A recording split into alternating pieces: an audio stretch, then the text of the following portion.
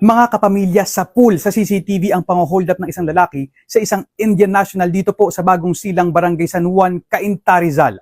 Ang suspect nagawa pang mag-sign of the cross bago gawin ang pang-hold up. Bismillah wassalatu wassalamu ala rasulillahi amma ba'd. Ang pagsa-sign of the cross ay sagrado ayon sa paniniwala ng mga maraming Kristiyano, lalong-lalo na ang mga Katoliko, mga Orthodox, at ang ilang protestanteng denominasyon. Ginagawa nila ito bilang tanda ng pananampalataya at paghingi ng basbas. Nakita po natin yung video bago pa gawin ng hold-upper yung kanyang masamang gagawin, ginawa muna niya itong pagsasign of the cross. Wala pong matinong Kristiyano na kanya itong sasang-ayunan. Hindi po ba mga kababayan? Ito po yung nais kong ipabatid sa aking mga kababayan na hindi mga Muslim. Lalong-lalo na sa aming mga kababayan na hindi nila naunawaan ang katagang Allahu Akbar, na ang ibig sabihin nito ay si Allah ay pinakadakila. Ito po ay pagpapahayag ng kadakilaan ni Allah at pagkilala na walang anuman, walang sinuman ang mas higit na dakila kaysa kay Allah. Kalapastanganan kay Allahu Ta'ala, before mo gagawin ang masamang gawain, sasabihin mo muna yung Allahu Akbar, si Allah ay pinakadakila, o kaya ay sasabihin mo muna yung Bismillah sa ngalan ni Allah, tapos gagawin mo yung masamang gawain. Malaki po yung kabastusan at kawalan ng respeto, paggalang kay Allah. Nakita po natin yung video ng isang hold-upper na bago siya mang-hold up ay nag-sign of the cross. Masasabi natin na ito ay malaking kamangmangan.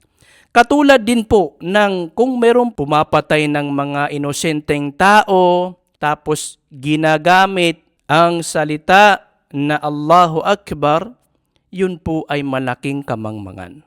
Tingnan niyo po ha. Sinabi ni Allah, "Man qatala nafsan bighayri nafsin aw fasadin fil ardi faka'annama qatala an-nasa jami'a. Wa man ahyaha faka'annama ahya an-nasa jami'a." Sa malapit-lapit na kahulugan, sino man ang kumitil ng inosinting buhay ay para na rin niyang pinatay ang buhay ng buong siyang katauhan. Isang inosinting buhay lang ang patayin mo ay para mo na ring pinatay ang buhay ng buong siyang katauhan. Ganyan po kalaking kasalanan ayon sa Quran ang pagpatay ng inosinting buhay. Isipin niyo po, "Waman ahyaha faka'annama ahyan nasa jami'a." At sino man ang bumuhay, magligtas ng inosinting buhay, ay para na rin niyang naligtas ang buhay ng buong siyang katauhan. Ganyan po ang turo ng Islam, mga kababayan. Kung meron man pong mga nagpapasabog sa mga public places, nadadamay doon yung mga inosenteng mga buhay, wag naman po natin itong isisi sa Islam dahil napakalaki po itong salungat sa Islam at hindi po ito gawain ng matinong Muslim. Masakit po sa aming mga Muslim na kapag binabanggit namin ang katagang Allahu Akbar na ang ibig sabihin ay si Allah ay pinakadakila, masakit po sa aming mga Muslim na sasabihin ng ibang mga kababayan naming Kristiyano na, andyan na yung bomba, puputok na, sasabog na, kasi nag-Allahu Akbar na sila. Kasunod niyan ay sasabog na, meron na silang papasabugin. Masakit po ito sa amin, mga kababayan. Para bagang iniibig nilang ipahiwatig itong Allahu Akbar ay tanda na gagawa na kami ng kasamaan.